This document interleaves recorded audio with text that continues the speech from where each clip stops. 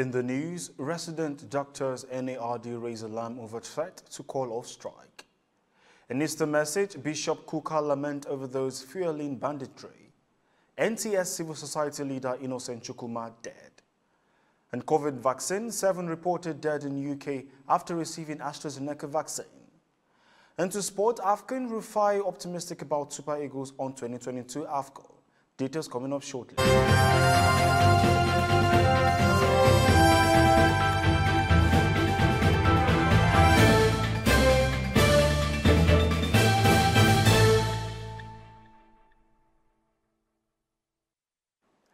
This is TOS Television, your digital first Pan-African news network. I am Merciful Ajinamo, and this is TOS News 360.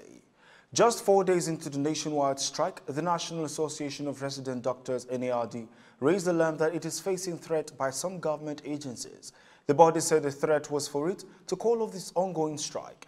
The National President of the National Association of Resident Doctors, Dr. Uyilawa Okaile-Sui, in an interview with journalists said, though they had the duty to save lives, they are first human beings who have needs and should not be denied their entitlement. Meanwhile, the Minister of Labour and Employment, Dr. Chris Ngege, has said the government would not hesitate to invoke the no work, no pay provision in the labour laws if the body refused to call off the strike.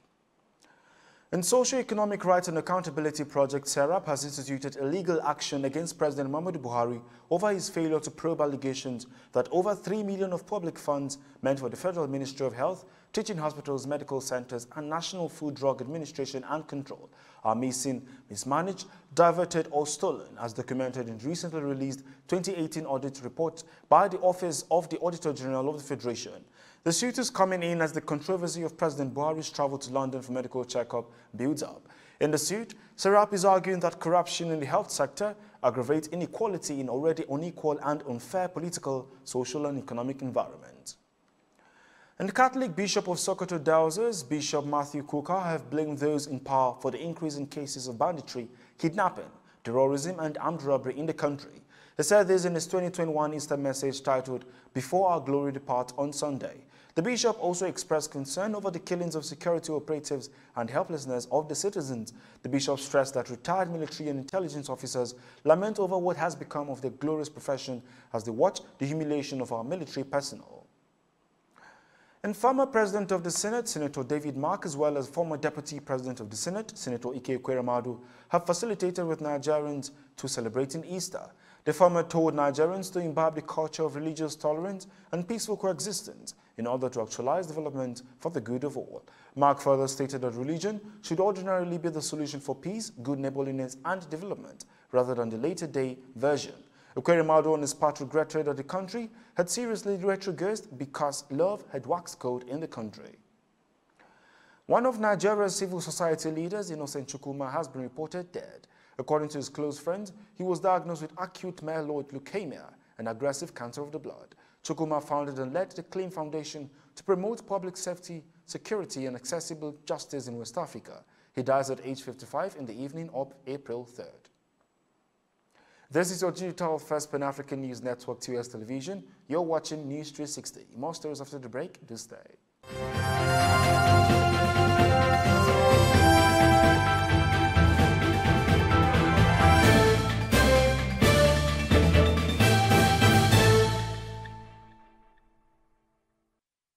Thanks for staying. The Minister of Works and Housing, Babatunde Fashola, says the Lagos-Badagry Expressway Rehabilitation and Construction Project is on the priority list of the 2021 Sukuk funding. The minister said the project has not been forgotten. He gave the assurance during an inspection tour of road projects in the state, as he mentioned that major drainage works were ongoing and progressing to upgrade the highway from its old status. He said the construction was to get a more durable result, stating that funding challenge of the project were being resolved. Yoruba Social Cultural Organization of Afenifere has confirmed that Yinka Odumakin, its former spokesman, died due to complications from COVID-19. Odumakin's death was announced on Saturday, which triggered tributes from President Muhammadu Buhari and other top governmental officials, as well as Nigerians. His death happened at the intensive care unit of Lasuth, where he was being managed for respiratory issues due to complications from COVID-19, which he had recovered from about a week ago. And Governor of Borno State, Babagana Zulum, has felicitated with Christians in the state as they celebrate Easter. In a statement by a spokesman, Malam Isa Gusau, he said, despite the challenges the state has been facing at its hands of Boko Haram terrorists since 2009, Muslims and Christians still maintain a peaceful coexistence in the 27 local government areas of the state. The governor urged everyone in the state to continue to do whatever they can to preserve the harmony that exists in the state. The total value of imported agriculture goods stands at 532.4 billion naira, while exported goods stood at 55.8 billion naira in the fourth quarter of 2020. This comes from recent figures revealed by the National Bureau of Statistics. According to the figures, the value of imported agricultural goods rose by 5.75% to 532.4 billion naira in quarter 4 2020 from 503.4 billion naira in third quarter 2020. Export of agricultural goods was valued at 55.8 billion naira of total export in fourth quarter of 2020. A mobile network operator in Nigeria has snubbed banks to get alternative electronic payment platforms to recharge their phones. In a statement by its senior manager, External Relations, Funshaw Aina, it said customers could recharge airtime by dialing *904# and *606#. This came barely 24 hours after commercial banks disconnected MTN customers from banking channels, including the use of unstructured supplementary service data, popularly known as USSD code, as well as banking apps. You're still watching 2S Television News 360. More stories after the break. Do stay.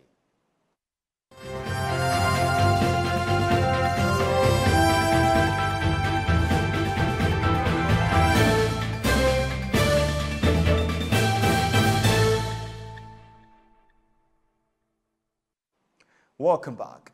Reports from World Bank says Nigeria moved out of recession faster than the World Bank forecast had predicted. The Apex Bank said in its Africa's polls, a biannual analysis for the near-term macroeconomic outlook for the region has been published, and in Africa, Nigeria, South Africa and Angola are the region's three largest economies. Meanwhile, the bank said it expects Nigeria's economy to grow by 1.4% in 2021 as the country continues to recover. A state of emergency has been declared in Florida after a leak from a large pond of toxic wastewater in Tampa Bay. Reports have it that more than 300 homes in the area have been ordered to be evacuated, and a motorway near the Piney Port Reservoir has been closed off. People who love the area were sent messages and were asked to leave home immediately. Officials said the 77-acre reservoir holds millions of gallons of water containing phosphorus and nitrogen from an old phosphate plant. Report says Poland is struggling to cope with its highest number of new infections since the pandemic started. In the worst affected area of Silesia, patients are being airlifted to less burdened hospitals in neighboring provinces. The government is now trying to attract doctors from abroad. Poland has avoided high numbers of infections and deaths when the pandemic began due to strict lockdown. That wasn't sustainable, and both movement and economic life resumed. Schools, shops and businesses are closed again, but churches in this deeply Catholic country remains open for limited numbers of worshippers for Easter. UK medical regulator have announced that out of 30 people who suffered rare blood clots after receiving the AstraZeneca vaccine, 7 of them have died. The British said the death comes as several European countries have paused the use of the AstraZeneca jab over a potential link to blood clots. The UK's Medicine and Healthcare Product Regulatory Agency made this statement as it said there was no report of blood clots from the Pfizer-BioNTech vaccine. Meanwhile, the UK regulator said, that our thorough review into this report is ongoing. But the Medicines and Healthcare Product Regulatory Agency Chief Executive, Dr. June Rain, stressed that the benefits far outweigh any risks and that the public should continue to get the vaccine when invited to do so. And to sport, former Nigerian goalkeeper Peter Rufai expresses belief that the Super Eagles coach Gernot Rohr has what it takes to take the team beyond the semi-final stages of the 2022 African Cup of Nations in Cameroon. In the last edition of the competition, Rohr took the team to the third place, where they defeated Tunisia 1-0 to grab the bronze medal. Reacting to Super Eagles' brilliant performance in the qualifying series, Rufai told newsmen that the current crop of players at Rohr's disposal have what it takes to make Nigeria proud. He was optimistic that the team will go beyond the semi-final stages of the competition in Cameroon.